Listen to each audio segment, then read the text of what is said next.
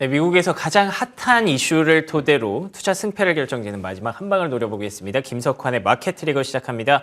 미래에셋증권 디지털 리서치팀 김석환 선임연구원 나오셨습니다. 안녕하십니까? 안녕하십니까? 네, 안녕하십니까?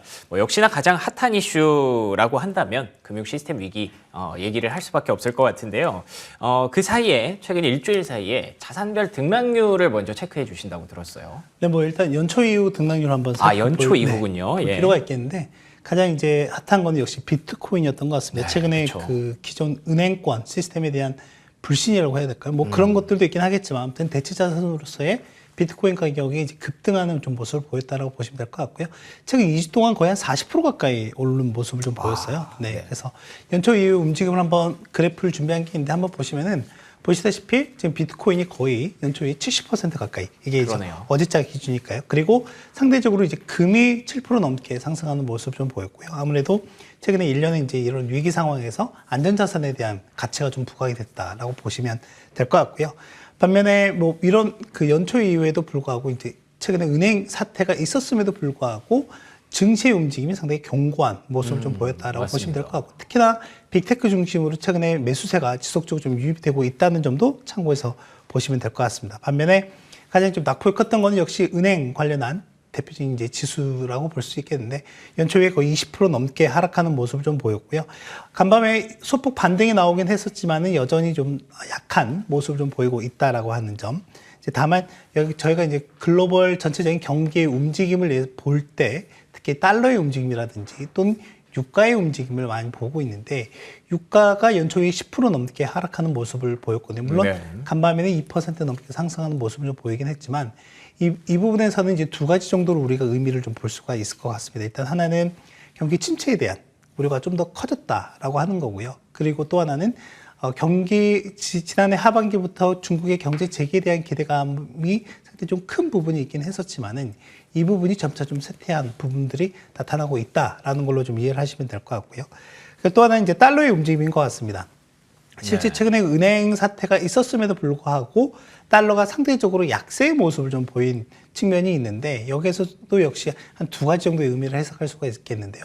하나는 뭐냐면 달러 유동성이 계속해서 좀 늘어날 수도 있다라는 시장의 우려가 있는 것 같고요. 이건 당연히 수급의 요인에 의해 본다라고 하면 공급이 늘어나면 당연히 가치가 하락할 수밖에 없기 때문에 그렇다고 보시면 될 것 같고, 또 하나는 지난번에도 제가 언급을 해드리긴 했지만 일단 미국에서 SVB 사태라든지 그리고 시그니처 은행 이런 사태들, 그리고 유럽에서 크레딧 스위스 은행과 관련한 이런 부분들이 좀 발빠르게 이제 보완이 되고 해결이 되는 과정을 좀 보이면서 이게 체계적 위험으로, 즉 시스템 위험으로 확산되는데 될 가능성이 그렇게 크지 않다라는 게 일단 시장의 생각인 것 같다.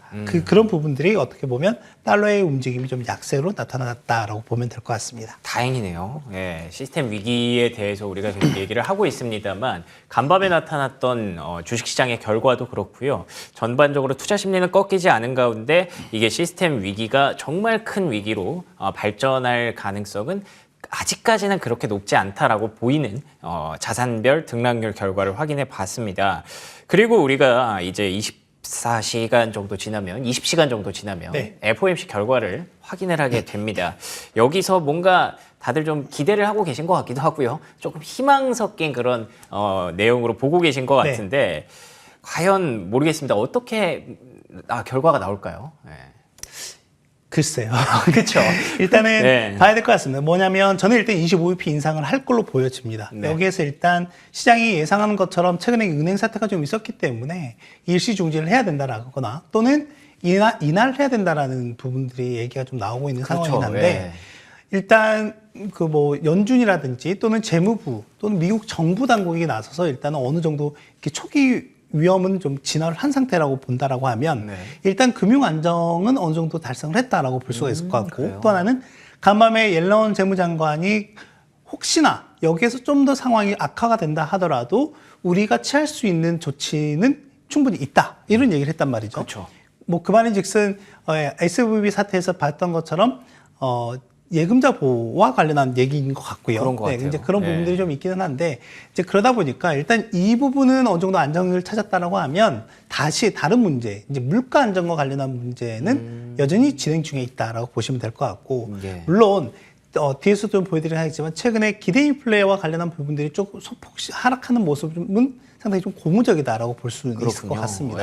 이제 그렇지만 여전히도 높은 수준의 금리 인플레이션이 좀 유지가 되고 있는 상황이기 때문에 그런 측면에서 본다라고 하면 연준의 의무는 아직 끝나지 않았다라고 좀 생각을 하고 있고요. 네. 그런 측면에서 일단 저는 25bp 인상할 걸로 보고 있고 앞서서 보셨겠지만 지금 시장 대부분의 참여자들은 25bp 인상을 할 걸로 예상을 좀 하고 있습니다. 다만 이번 회의를 통해서 우리가 봐야 될 부분은 최종금리에 대한 레벨 그리고 즉 향후 금리 인상에 대한 경로가 어떻게 변화하는지를 좀 봐야 될 것 같거든요. 예. 지금 시장에서는 일단은 이번에 인상을 하긴 하겠지만은 거의 이번 인상이 마지막일 걸로 보고 있는 상황이에요. 그렇다라고 하면 뭐 저도 거기에 일정 부분 공감하고 있는 부분이 있고요.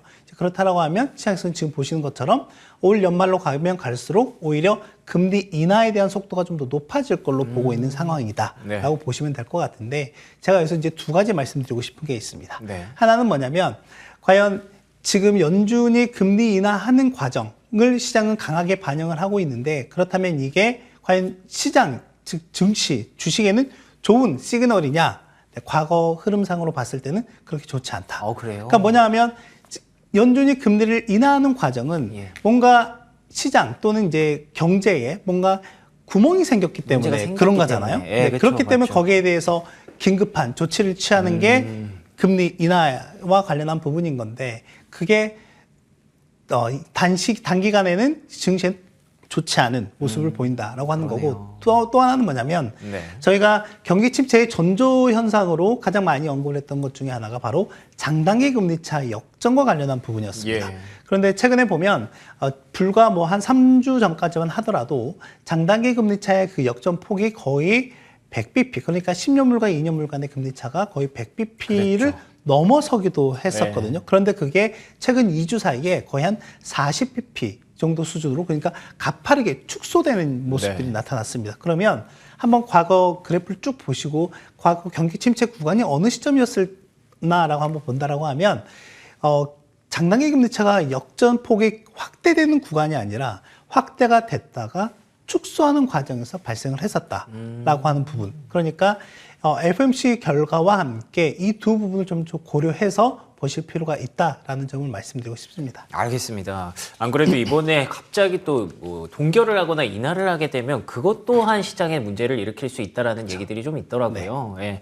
그래서 올해 연준이 원래 인하는 없다라고 못을 박아놓은 상황에서 이제 점도표 상으로나 최종금리 상단의 상으로나 인하가 예상이 된다면 그것 또한 시장에 그렇게 좋은 일은 아닐 수 있다라는 점 여러분들께서 꼭 기억하고 넘어가시면 좋을 것 같습니다.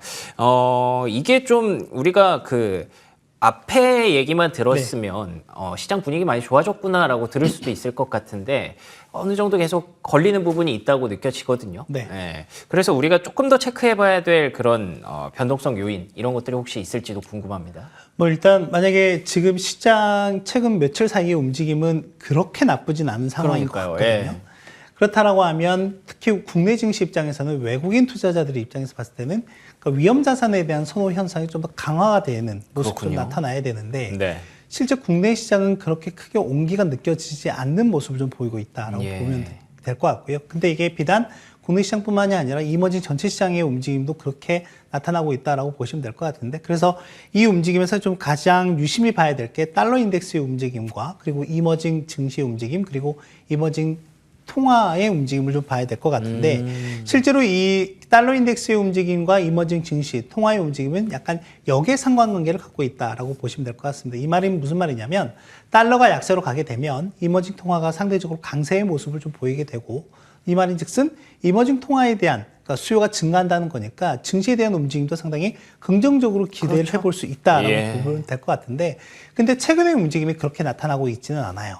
달러가 약세임에도 불구하고 이머징 증시나 통화는 상대적으로 그렇게 강한 모습을 좀 보이고 있지 않다라고 아쉽네요. 하는 점. 그 말인즉슨 외국인들, 그러니까 달러가 약세임에도 불구하고 외국인들이 위험 자산에 대한 선호 또는 그 비중 자체를 아직까지는 늘리고 있지 않다라고 하는 측면에서 봤을 때 여전히 지금 시장은 약간 뭔가 조심스러운 분위기인 거는 맞구나라고 네. 좀 보시면 될 것 같고 예. 근데 이제 상대적으로 미국 증시에서의 빅테크들 같은 경우에는 뭐 압도적인 기술력과 시장 지배력을 기반으로 해서 일단 상승하는 모습을 좀 보이고 있는 약간 이런 부분에서 차별화된 모습도 좀 보이고 있다라고 보면 될 것 같습니다. 알겠습니다. 그런데 이게 또 개선될 가능성에 대해서 우리가 좀 챙겨봐야 되는 게 연준이 사실상 양적 완화를 시작했다는 얘기가 있거든요. 네. 이렇게 되면은 통화량이 좀 늘어나면 뭐 이머징 쪽으로도 긍정적인 흐름 기대할 수 있지 않을까 싶은데 어떻게 보십니까? 뭐 최근에 그 은행 사태들이 발생하면서 일단 연준이 다양하게 좀 시중에 유동성 공급할 수 있는 채널을 통해서 공급을 한 거는 맞습니다. 네. 그런데 이제 그게 실물 경제까지 이제 파악을 미치느냐에까지 본다라고 하면 이제 그걸 놓고 이게 양적 완화냐, 양적 완화가 아니다라고 하는 이제 의견들이 좀 분분한 거는 맞는 네. 상황이긴 하거든요. 다만 지금 최근의 움직임에서 보면 이제 연준이 시중에 유동성을 좀 공급할 수 있는 여러 가지 이제 창구들이 좀 있기는 한데 뭐 이번에 은행 사태를 통해서 약간 다른 창구도 또 만들어 놓기도 한 상황이긴 하고요. 분명히 지금 유동성 공급 규모로만 본다라고 하면 늘어난 부분들이 좀 맞기는 하지만 앞서 말씀드렸던 것처럼 이게 시중으로 유입이 되는 과정까지는 아직까지는 아니고 현재 은행의 유동성 위기, 유동성 압박을 극복시키기 위한 하나의 조치 수단으로 유입이 된 거기 때문에 네. 아직까지는 뭐 공식적인 의미에서는 지난 뭐 금융위기 당시라든지 또는 팬데믹 당시에 했었던 직접적인 유동성 공급과는 좀 다른 측면이 있다라고 좀 보시면 될 것 같고요. 다만 그럼에도 불구하고 어찌됐건 우리가 보는 수치상으로는 그 이면을 떠난 이제 그 전체적인 수치상으로는 늘어난 모습을 좀 보이고는 있기 때문에 이제 이런 점이 일단 시장의 투자 심리 개선에 긍정적인 영향을 줬다라고 볼 수 있을 것 같긴 하거든요. 예. 다만 이제 여기에 대한 반대급부도 우리가 좀 분명히 좀 봐야 될 것 같고요. 아마 이번 FOMC를 통해서도 이런 내용들이 좀 언급이 될 가능성이 높다라고 생각을 하고 있습니다.